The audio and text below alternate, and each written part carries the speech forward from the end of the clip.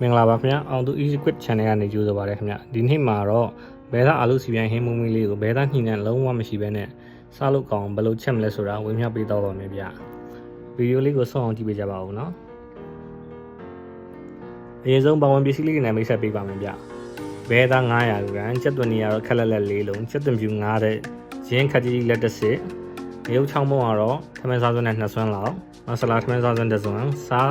လက်ဖက်စားစွန်း2စွန်းနနွမ်းကတော့လက်ဖက်စားစွန်း1စွန်းလောက်အသားမုံကတော့လက်ဖက်စားစွန်း2စွန်းပဲငံပြာကြီးအကြီးကတော့ထမင်းစားစွန်း1စွန်းနဲ့အာလူကတော့ကျွန်တော်300 gram လောက်သုံးထားပါတယ်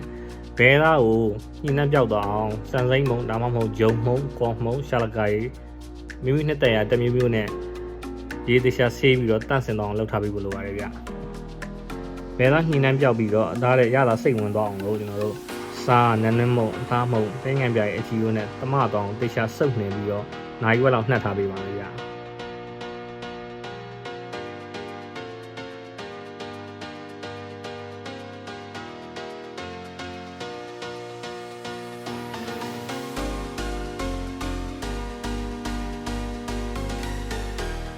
ချက်သွန်လေးကိုပါထိထားပါမယ်ချက်သွန်ပြူကျင်းနဲ့ငရုတ်ချောင်းမုံလို့ညက်နေအောင်ဆောင်းထားပါမယ်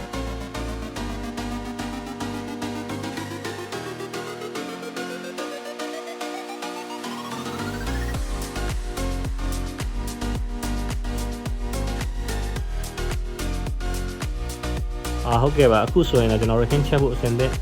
အားလုံးပြင်ဆင်ပြီးသွားပါပြီဗျာကဲစချက်ပါတော့မယ်ခင်ဗျာလဲဝရက်ကိုစီပူလာလို့ရှိရင်ကြက်သွန်နေနဲ့နည်းနည်းမဟုတ်ရင်ထည့်ပြီးတော့စီတက်ပါမယ်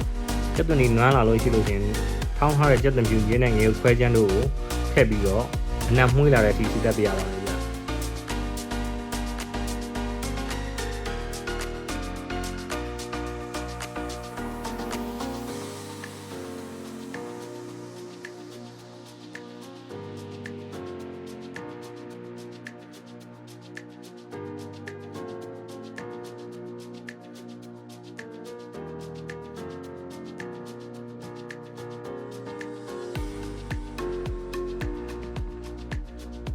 အနံ့မှုေးလာပြီဆိုလို့ရှိရင်တော့ကျွန်တော်တို့နှက်ထားတဲ့ဘဲသားတွေကိုထည့်ပြီးတော့ဘဲသားတွေကနေထွက်လာတဲ့ရေတွေခမ်းပြီးတော့စီပြန်လာတဲ့အထိတေချာလေးလုံးပေးရပါမယ်ဒီလိုရေခမ်းစီပြန်လာအောင်အရင်လုံးပေးတာဘဲသားညှိနှံပြောက်စေဖို့အဓိကတော့ချက်ပါပဲဗျာ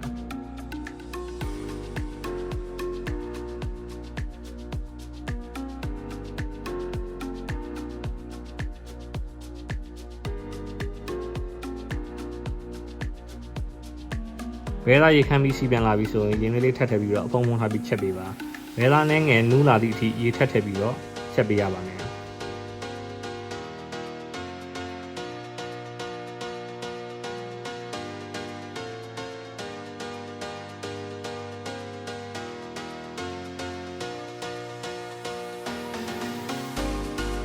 ဘဲသားနဲ့ငယ်နူးလာပြီဆိုတော့အခုအာလူထည့်ပါမယ်အာလူထဲကိုရတာဝင်တော့ရေနဲ့ငယ်ထပ်ထည့်ပြီးတော့ထပ်တည်ထားပါမယ်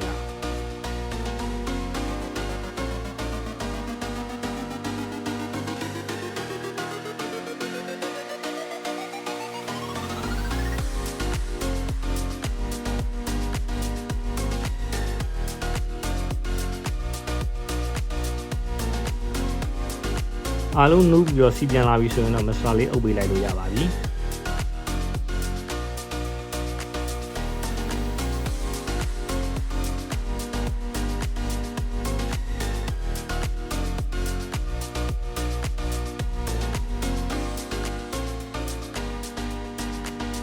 ကဲအခုဆိုရင်တော့အရသာအရန်ရှိပြီးအနံလေးမှွေးပြတ်နေတဲ့ဘဲသားအာလူစီပြန်ဟင်းလေးရတော့ပြီဗျ